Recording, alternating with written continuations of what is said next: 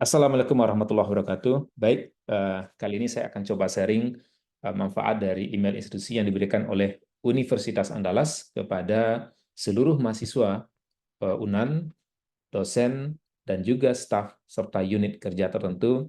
Nah, email ini memiliki banyak manfaat yang kadang jarang diketahui oleh mahasiswa, dosen, dan lainnya. Oke, eh, kita coba lihat apa saja manfaat bisa kita dapatkan. Nah, yang paling penting kita ketahui pertama sekali, email yang diberikan oleh UNAN, yang domainnya belakang itu adalah unan.ac.id, atau kalau di beberapa fakultas tertentu, misalnya kalau di ekonomi itu adalah @eb.unan.ac.id, seperti saya, Fajri Adrianto @eb.unan.ac.id. Nah, domain itu adalah eb.unan.ac.id. Artinya, eh, email ini bisa saya gunakan untuk multifungsi yang ditawarkan oleh Microsoft, karena email tersebut merupakan email yang disediakan atau providernya itu adalah Microsoft. Nah, jadi UNAN bekerjasama atau memiliki berlangganan email fasilitas ini dengan Microsoft. Oke, baik, kita coba lihat pertama manfaat dari email tersebut. Jadi mahasiswa juga dapat, ya, biasanya nomor NIM, nomor induk mahasiswa @eb.unan.ac.id misalnya. Nah, itu adalah, dan passwordnya sudah diberikan oleh operator biasanya kepada mahasiswa, dan mahasiswa nanti bisa menyesuaikan dengan password yang baru. Oke, jadi eh, manfaat dari email ini terutama untuk mahasiswa dan juga dosen dan juga staf. Nah, manfaat utama yang pertama tentunya adalah untuk masuk ke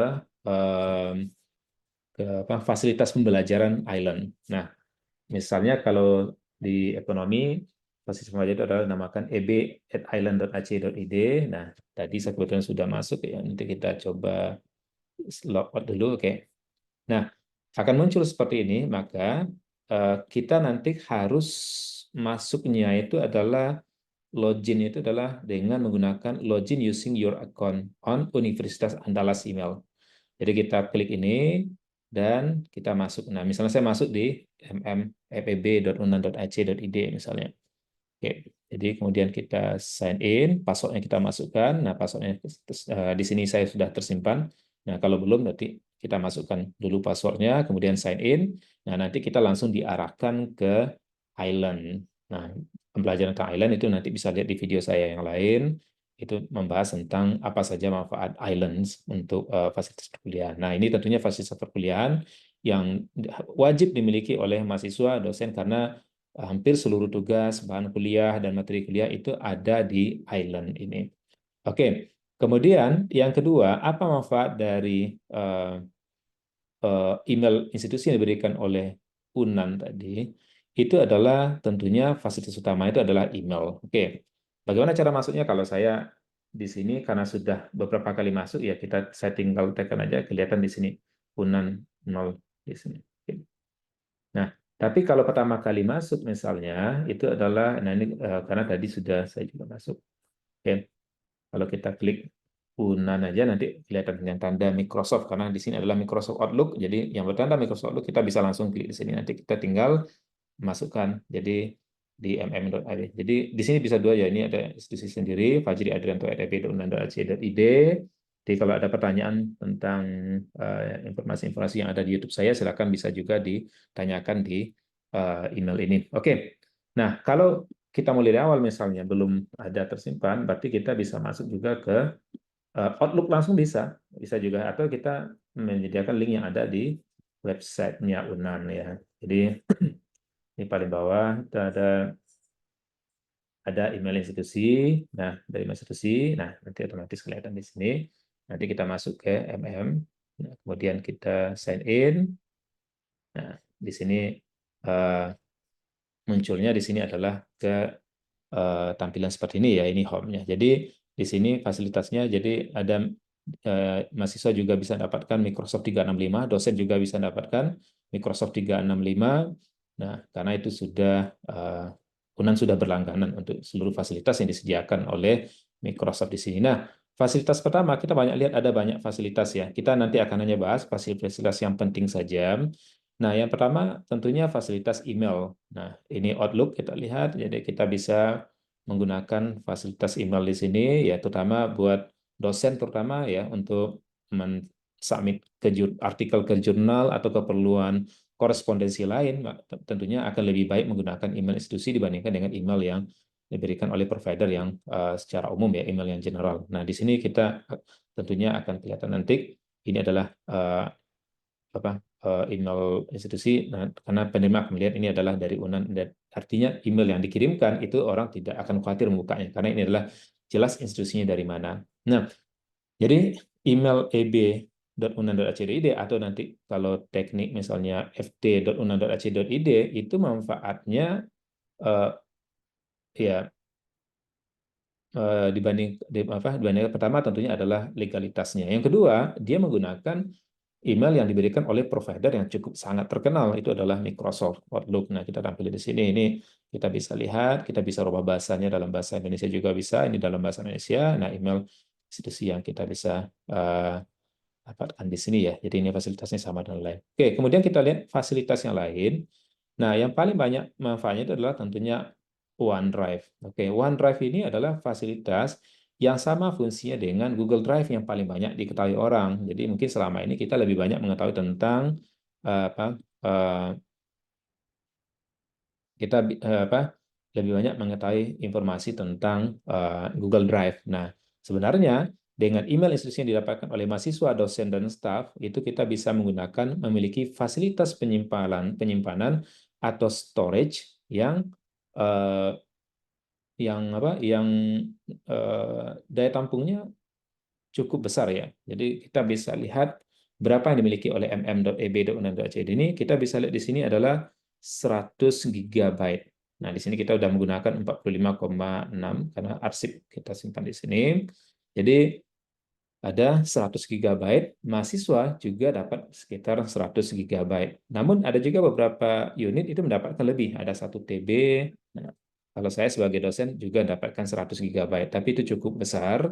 Nah, kalau Drive yang biasa, misal Google Drive atau OneDrive yang tanpa berlangganan, misal kita menggunakan fasilitas Hotmail, Outlook, dan lain-lain tanpa berlangganan, maka kita hanya biasanya akan dapat 15 GB seperti Google Drive. Namun dengan saat ini kebutuhan sekarang itu sangat besar untuk penyimpanan. Kita mungkin sudah jarang menggunakan flash disk untuk penyimpanan, dan kita juga bisa menggunakan fasilitas OneDrive ini. Nah, untuk penyimpanan OneDrive ini kita juga bisa menginstal dalam bentuk desktop. Jadi kita langsung nanti di Windows Explorer kita bisa menyediakan tempat khusus untuk di OneDrive sama seperti di Google Drive, dan juga kalau untuk MacBook, nah itu juga bisa di Finder bisa kita sampaikan. Oke, jadi di sini kita bisa membuat penyimpanan ya. Jadi kita bikin folder misalnya file file kuliah, oke. Nah, kemudian tadi kita cek file kuliah tadi ya, kita urutkan ini.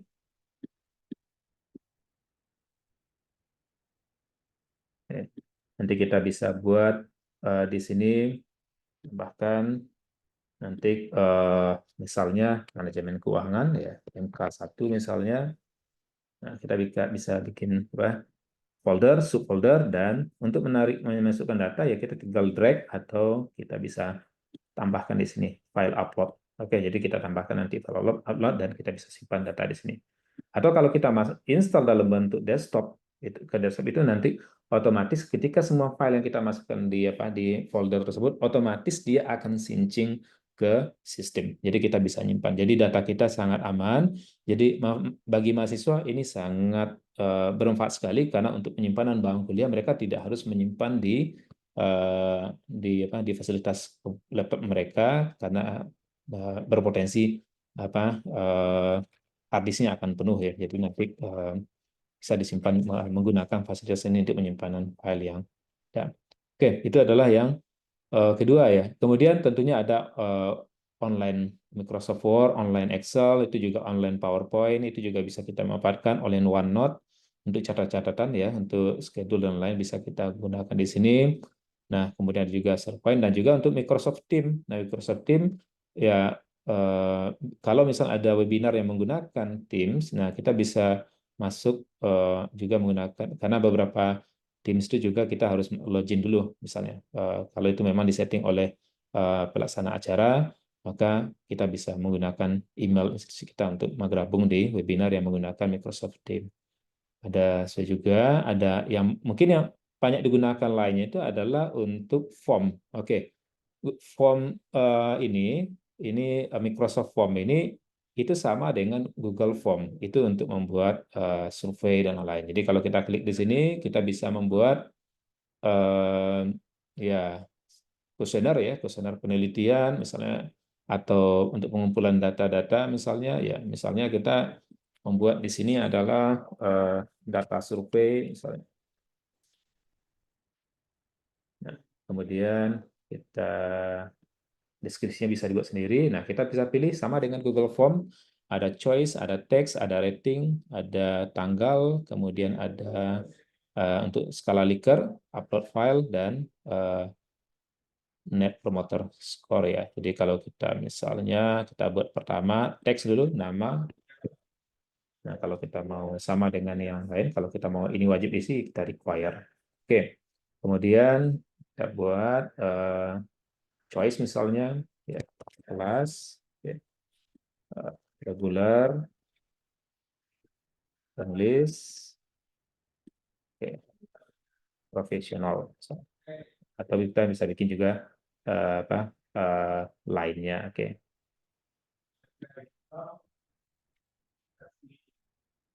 Oke, nanti kalau ini require ya kita require. Kalau mau ini adalah multiple answer ya kita bisa, artinya satu orang bisa ngisi lebih dari satu. Oke, nanti ini. Nah, eh ini data survei. Oke. Kemudian